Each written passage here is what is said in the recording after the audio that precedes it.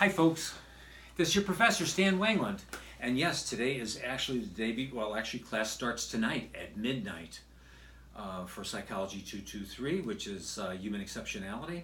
Welcome to the class. I've already sent you some emails, and the course on Blackboard is all designed to be very, very easy for you. You've got lots of information for you, but I just wanted to make a quick personal video in real time here in the Batcave to let you know what we need to do the course successfully. Just take a minute or two. Number one, there are two textbooks. There's an 11th edition and a 12th edition. I like to save you some money and allow you to get the 11th edition. And to be honest with you, I've vetted the 11th edition and I've vetted the 12th edition. I actually like the 11th edition better. It has some nicer examples. The information is generally the same, and but it's a little bit better and it's a little bit cheaper for you. And 11th edition is what you want. If you want to be successful, in this course, it's really designed to be competency-based and to be very simple for you. I have taught for decades, and I've been in the field for over 40 years, and taught for, like I said, for decades. And the last thing that you need, or I need, is any kind of hazing, giving you more information than you need. Devising curriculums that are above your level of understanding at this point in your career when it comes to psychology. So in my entire life I've been active in this field in particular, so it's nothing that I'm not aware of from a practical basis, a day-by-day professional basis.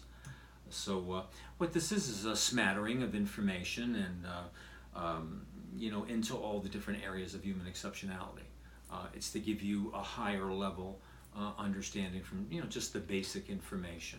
So your text is very good with that. And again, when you get onto Blackboard, which you need to sign into 3 to 4 times a week, because I do send emails with information and whatever, everything's outlined for you there.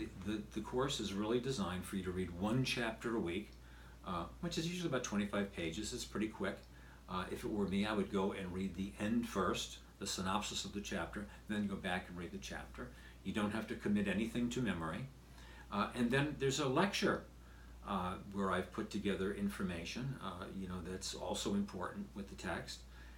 And then if you go to the handouts section, in the content section, just go down, where you're looking at the module for the week. You go there into handouts. That's open all the time. And you can go in there. If you need that, there are PowerPoints for that also.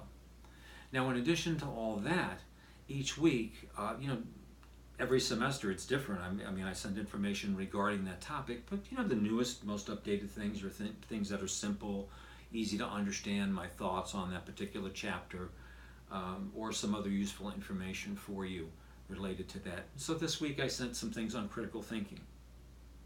Okay? For you, you'll be reading chapter 1. There's a couple of, the first discussion question is really an icebreaker for you, and we outline some expectations for you to let you break into the course.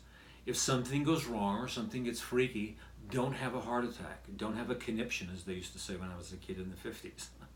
Okay, don't freak out. If something can go wrong, it will go wrong for you and for me. The first couple of weeks, my computer's glitchy today, of all days, because it's the first day of class tomorrow.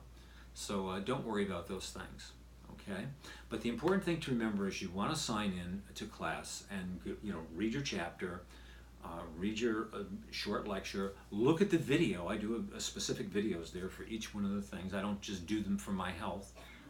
They're there to give you a very brief understanding. Then check on your email, because I send you information. Then the assignments that you'll have to do is each week, according to the chapter, you will have a quiz, and the quiz will be 10 questions. Now, I believe in competency-based education. I'm not there. I don't set a time limit on your quizzes. I'm not trying to trick you. Everything is in the textbook or in the lecture notes or somewhere that is easily accessible to you. So it's 10 questions each week, per chapter, and you can do the 10 questions as many times as you like, and you will get the highest, grade that you've achieved. Now, I just don't do that to be the lovable guy that I am.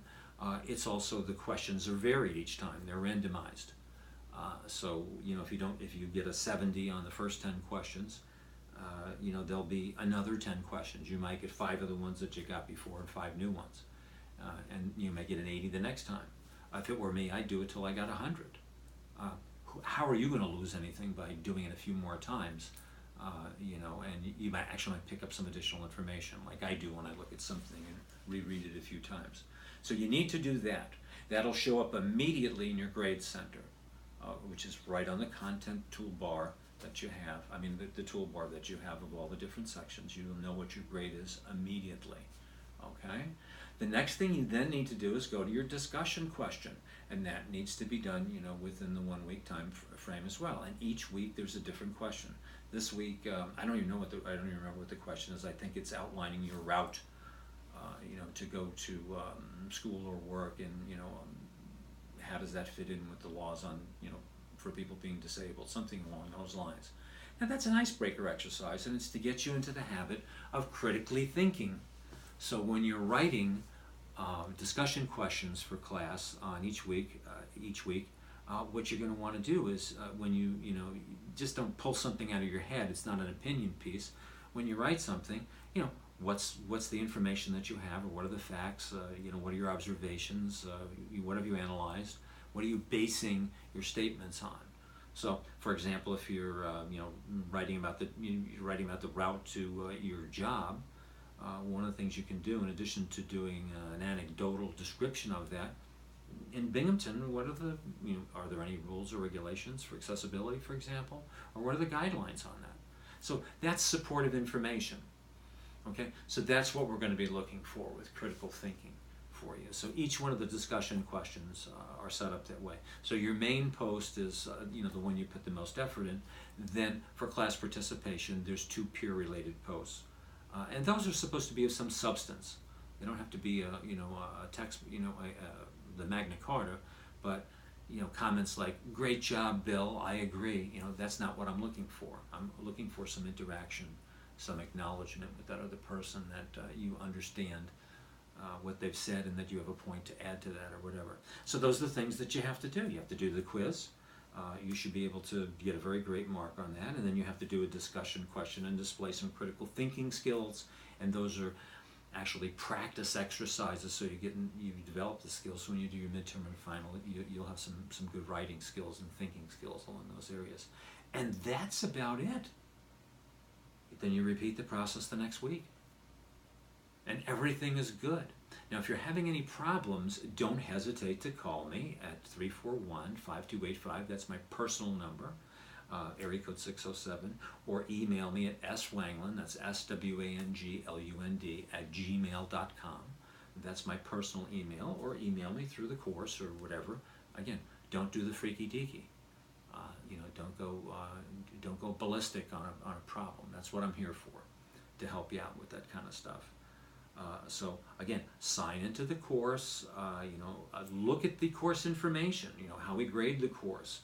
There's what the schedule of things are. What other pieces of information, the course schedule, that kind of stuff. And do the icebreaker that we have there, also, the little one that says "Meet your fellow classmates." Okay. Well, I hope that answers most of your questions or puts you at ease. And if not, again, I'm always here for you. I love to teach. I've been doing it for decades and decades, and I've taught many courses at Broome. I can't think of anything else to go over that I haven't probably already have a video or some greeting or something that I've said to you already about that. So this is just a little personal thing for you. Okay? So I'll be speaking to you during the week. I'll certainly be online first thing tomorrow. And again, if you're having any problems, don't worry about it. It'll all settle out. Okay? All right. Bye-bye now.